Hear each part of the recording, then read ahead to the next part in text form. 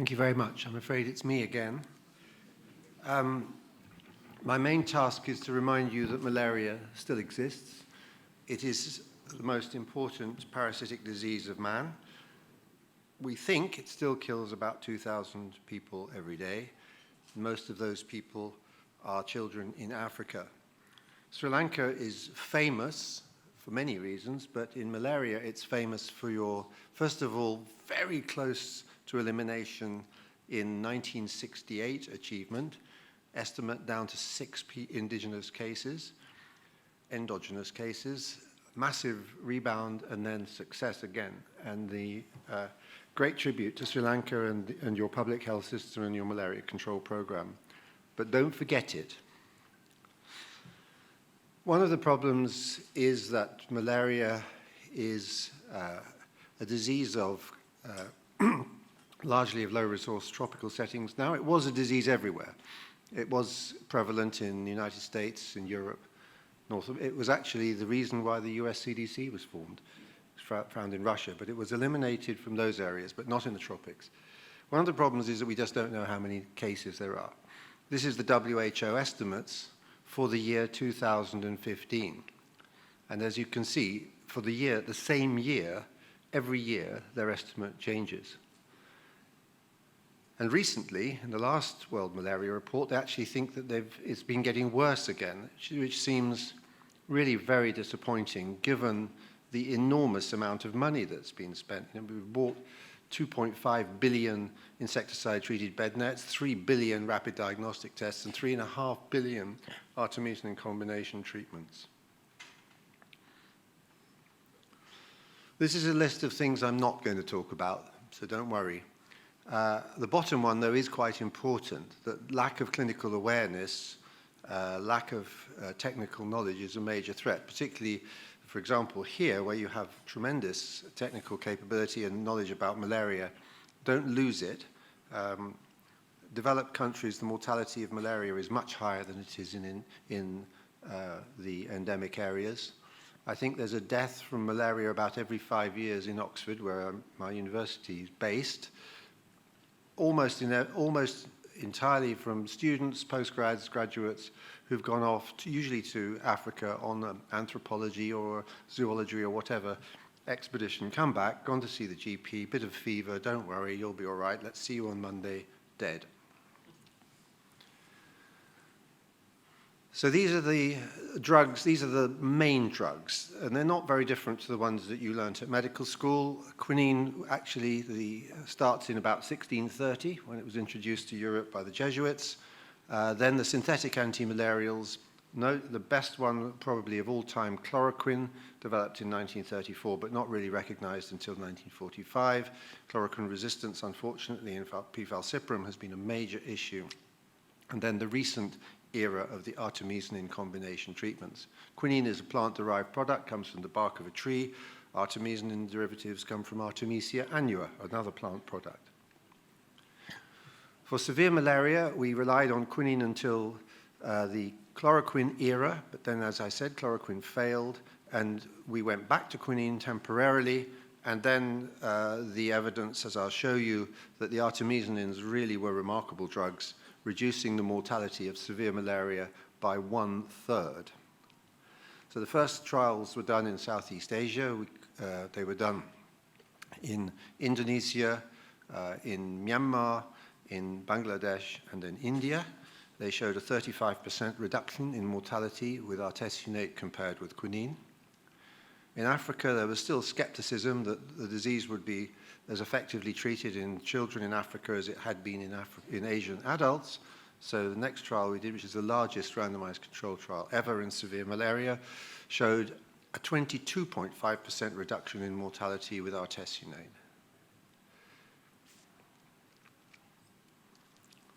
But there's a problem, and that problem is an interesting one and that is that in high transmission settings, such as much of sub-Saharan Africa, malaria is ubiquitous.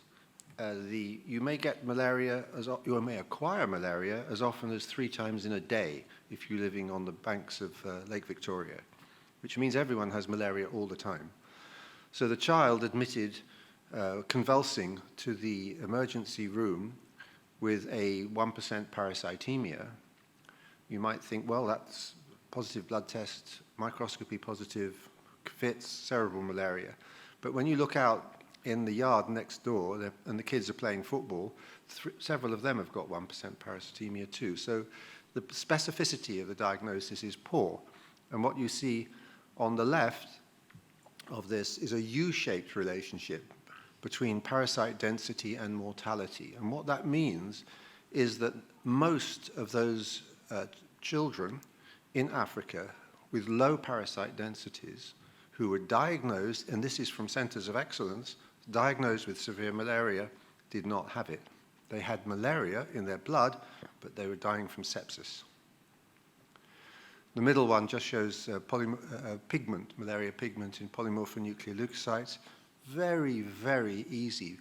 If you ever do now look down a microscope, which doctors do less and less, this takes about 20 seconds of your valuable time. So that is a much more specific and better prognostic test than actually counting the parasites. So it looks like in African kids we're wrong with the diagnosis about 1/3 of the time. And that explains why artesunate wasn't as good in African children as it was in Asian adults. That's because 1/3 of them didn't have severe malaria. And what you see on the right there is the treatment effect. There was no benefit from artesunate in children with low parasite burdens, estimated there is the total number of parasites in the body, because they didn't have severe malaria. They had malaria parasites, but they actually had sepsis.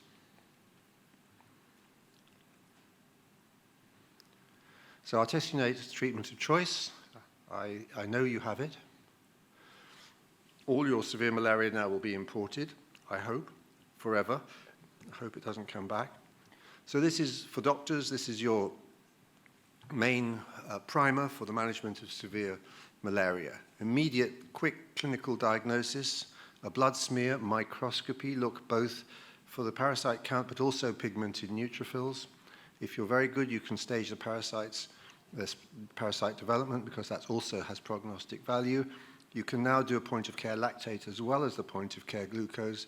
Both are very important. Hypoglycemia, poor prognostic factor. Hyperlactatemia, more than 5 millimoles per liter, also poor prognostic factor. Number one, give the artesunate. Don't wait. And I know that the intervals here in Sri Lanka are remarkably short between diagnosis and drug administration. Consider antibiotics. Now, in African children, you should give them all antibiotics because you cannot distinguish severe malaria from incidental malaria and sepsis. In adults, where the specificity is much, much greater, you don't need antibiotics unless the patient has hyperparasitemia.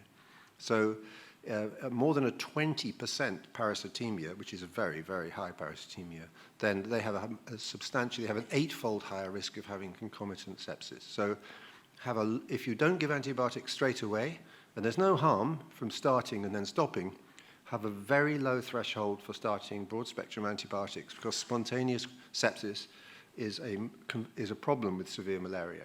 The two reasons why people with severe malaria deteriorate suddenly under your care is either they're hypoglycemic, which you can check, or they're septic. We've gone full circle on fluids. Back in the 1980s, in the first WHO review of this, we recommended cautious fluid administration, danger of fluid overload. You get ARDS, you get a capillary leak pulmonary edema readily, low threshold for that in severe disease, so cautious fluids. And then we had the shock ICU physicians going for high fluid replacement. You'll remember that, saving sepsis, etc. So that probably was a mistake. And now the general consensus is moving back to more cautious fluid administrations. Oversimplified to run them dry. It's easier to manage acute renal failure than it is to manage ARDS in severe malaria. No prophylactic anticonvulsants yet. That might change. Levetiracetam might become indicated, but at the moment there's no evidence. And if you can't ventilate, definitely don't give anticonvulsants because they're associated with increased mortality from respiratory depression. Hemofilter early. Hemofiltration is probably best, or hemodialysis early.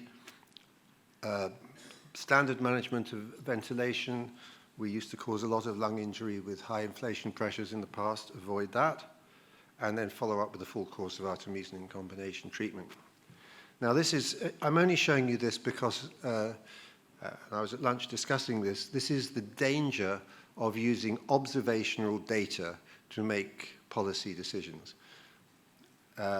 Louise Bowman is one of the co-authors of a very important paper in New England Journal. I strongly recommend you to read it, called The Magic of Randomization versus the Myth of Real-World Evidence. You really can't use observational studies to derive causal effects. You can identify associations, but if you want to understand causality, you really need randomized controlled trials. And what WHO have done here, I think, is a major, major error. They have withdrawn a life-saving treatment because of an observational study which is flawed. And this is killing children right now. That's why I'm grumpy about it.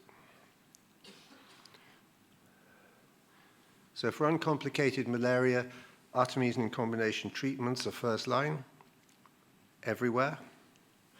This is the graveyard of anti-malarial drugs where I work in Thailand. Nearly all of them have failed. The artemisinin combination treatments are shown along the top. That's mefloquine artesunate, MAS3, did very well initially in a context that was bad already because the partner drug mefloquine alone had been failing.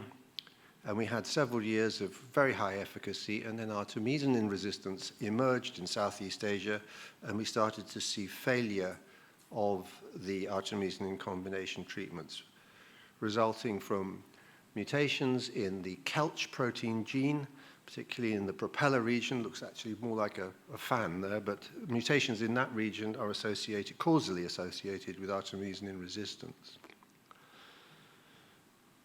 The spread of resistance was rather interesting. It wasn't popping up everywhere. It was single, highly successful parasite lineages spreading over several countries.